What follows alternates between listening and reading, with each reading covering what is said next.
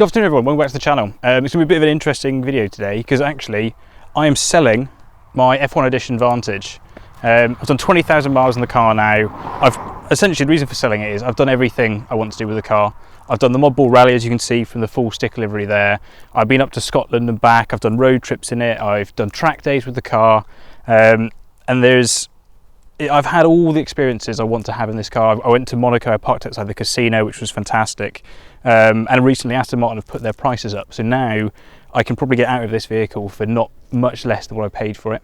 I'm going to be very, very sad to see the car go. I've absolutely loved having this car. It's my first ever supercar. I firmly believe it's a supercar. I know other people like Mr. JWW talk about the Vantage as a sports car rather than a supercar, but I have absolutely loved this thing. So the plan is I'm going to hop in, take you for a drive and just talk about my experience of owning this vehicle for a year and a half and doing 20,000 miles and using it as a daily driver over winter.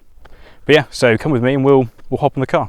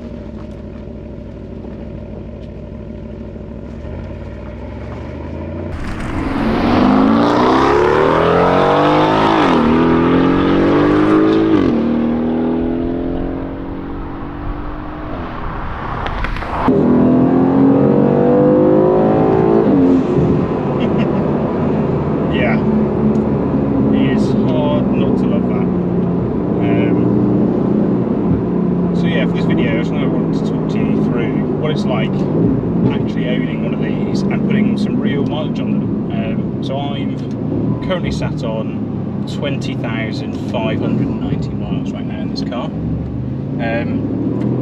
It's been great. I did 3,000 miles. I'll calm down so I actually talk to you. I did 3,000 miles in the first week of owning it. I drove it to Monaco, went down to the casino there, got parked at the front, which is incredible. I've done the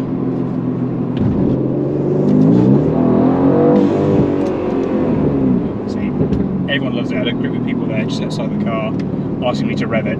It just turns so many heads, this thing. It's really hard not to kind of get swept away with it.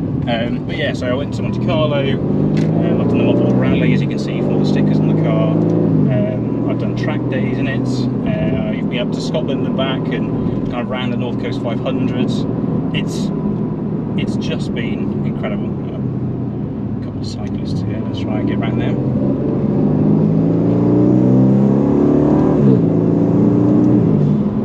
But yeah, it's just been phenomenal. There's not really been any issue with the car. The only things I've had that I've had to take back to Aston Martin for is a door switch down here for this window. Got loose, so took it back and they replaced the switch, and the petrol cap, the kind of motor when you unlock the car to release it, that went, so it was a bit sticky. As you usually had to like unlock and lock the car a couple of times, but took it back and they replaced that, all within warranty. Apart from that, I've not had any issues at all with the car. And Aston Martin Hatfield, a big shout out to them. Even though I've modified the vehicle, they upheld the warranty for it. So I've put a possibly APB tune, GPF delete pipes, a valve back box, and a AirTech, one of two in the world intakes, which is what you can kind of hear. I wonder if you can, even just on low revs, if I that kind of lift off, it's just, yeah, it's just how the car should have been from standard. So yeah, so things I don't really like about the vehicle, or things that you should bear in mind if you are going to own it for a longer time and drive it, is the infotainment system. So the mapping is pretty bad. To be fair, it's no worse than my previous generation Audi S4 I had, but it's not very user friendly. Some of the menus are a bit strange. For instance, to sync the passenger and driver side aircon. You've got to go into about 3 different menus to do that, rather than a lot of vehicles it's just a button. Apart from that, I don't really have any complaints about the car. And I went to Aston Installations, and they will do a seamless kind of wireless Apple CarPlay and Android Auto, which they've done for me. And it's just click of the button there, and you can flick back and forth between the old infotainment and Android Auto. So you still keep full kind of control of the car and its suspension. But then kind of leads me to the plus sides. There's not a lot not to like about this car. So obviously, being now just under 600 horsepower, rear-wheel drive, it's a bit of a handful in the wet, and will almost certainly step out with you if you don't warm the tyres up properly. But for everyday usability, it's phenomenal. Again, as I said, I've taken it down to Ibiza and back, and I had about 6 bags in here, 2 big holdalls, a bag for my camera equipment, a bag for car cleaning kit, 2 rucksacks behind the passenger seats, a black tie as well for a party we stopped off in Geneva. There's so much room in this car, like way more than you expect, so actually very practical as a grand tourer, even though that's not what it's designed to be. Yeah, handling wise, really, really good. And I've got the optional carbon ceramic brakes on this, which means you can have that confidence to hammer around the corners on the brakes, back down, and it's bewitching. You want to kind of, you think you just drive sensibly, but you just want to attack every corner, because it just sounds really good now, and it handles really well. It's very responsive, and with the 3 suspension options, you can really just dial it down. So I have it in the softest all the time for British roads, which means very comfortable. As soon as you get onto like some really nice smooth bits of tarmac, you can put it in Sport Plus, and track days, obviously stick it in track and have a great time. Yeah, I've really enjoyed this car. And it's got just enough ground clearance that actually when you have to pull over a narrow country lane like that, you're not too worried about slightly muddy banks, and yeah, it means actually really, really usable. And I have used this car. I've done my weekly shop in it down at Lidl. I've done, yeah,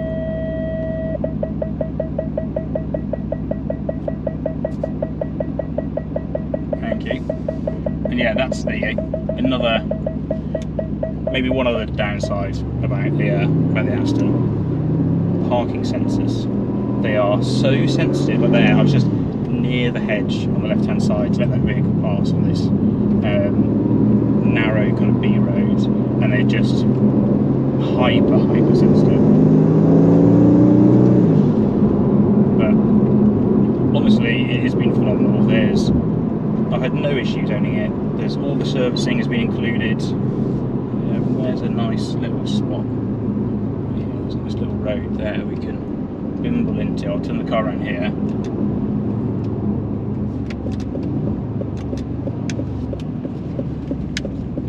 Yeah, it's just been, yeah, pull in. 360 camera, super useful. And yeah, it's just meant that you can really, really enjoy this car, and it's just a pleasure to drive, really.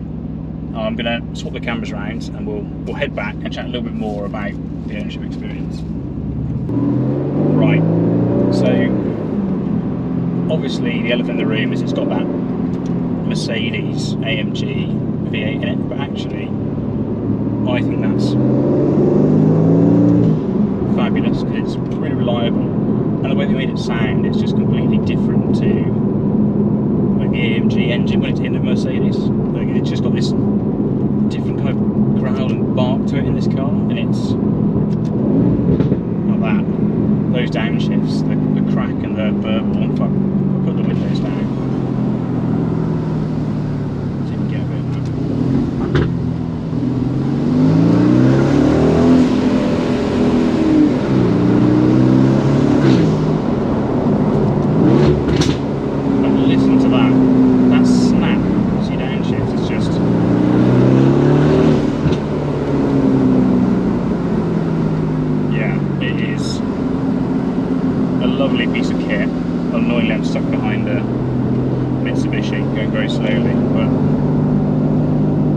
if anyone looking to get one, I cannot recommend it more as a genuinely daily usable supercar.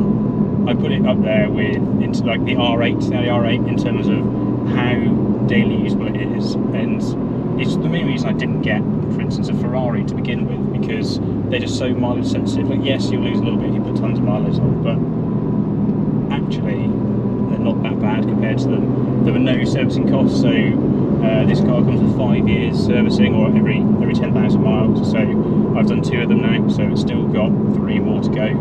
It comes with 3 years warranty, so still loads of warranty left. Even though I've changed a lot to the car, as to the other the warranty, unless I think it's something to do with modifications that have caused the issue, and so far I haven't. And even if I did, I've got all the parts. I'd most likely just put them back if I thought that was the case.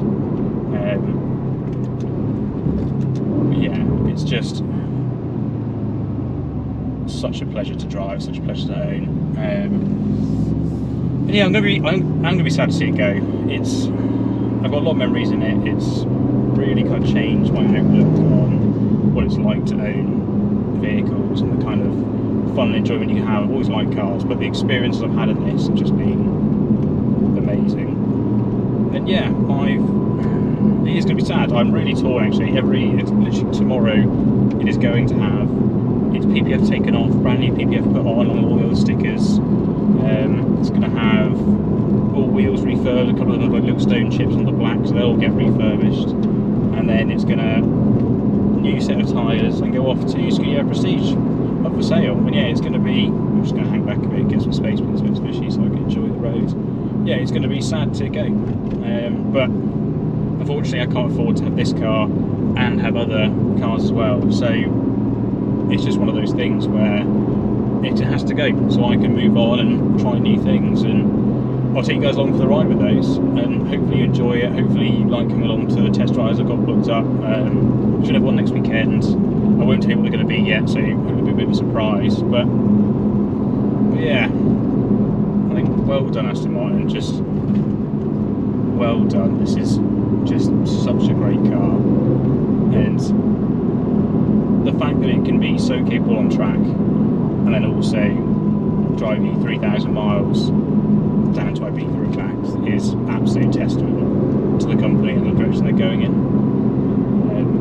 I know this is a bit of a rambling video, but it's kind of my thoughts about what it's been like to own this car, and yeah, it's been fantastic. And yeah, I can't really thank Aston enough for how much I've enjoyed this car and how usable it's been. It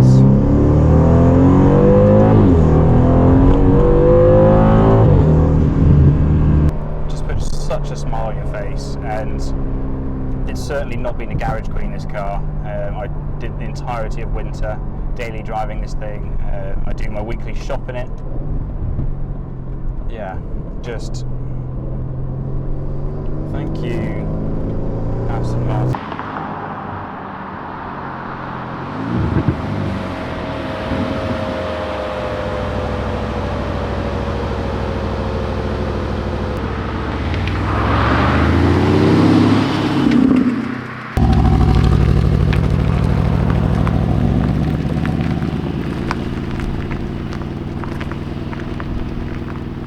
But yeah, I hope you've really enjoyed the video. It's going to be sad not to have the car on the channel anymore. As I've said, while driving along, I've absolutely loved this car. It's been such a great first supercar sports car, and I'm really sad to see it go, but I hope you guys enjoyed the video. Give it a like, and hopefully you'll see what's coming soon. I'll take you along for some test drives, but I think I'm just going to go for one more spin, just for me.